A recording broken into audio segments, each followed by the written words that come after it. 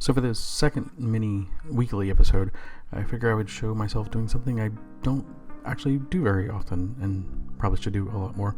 It's actually planning stuff out. A lot of times I'll have an idea or I'll see something I want to recreate, and I'll just kind of look through it in my head and kind of piece things together and be like, oh, I could do this, or I could do that, or I could put this here, or figure out different ways that I want something to be built, but don't actually sketch it out and don't put a whole lot of numbers and measurements to things.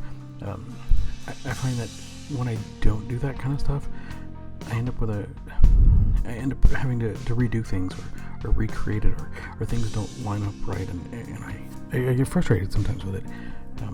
So I've been trying to do a better job of, even if it's something just really simple, like what I'm doing here, just a simple sketch just with numbers, so that I know when I go to cut the foam that I'm cutting the right sizes.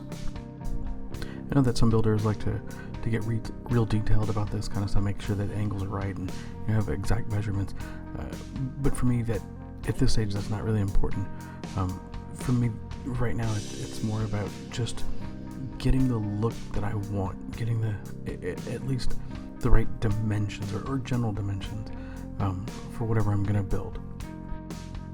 I'm probably going to end up steering away from this here and there, and if I had exact measurements and I was trying to stick to it perfectly, again, I'd probably get frustrated, or it wouldn't work out the way I wanted to. So again, this is just a general concept of what I wanted to do, and here this is more of just how it's supposed to look.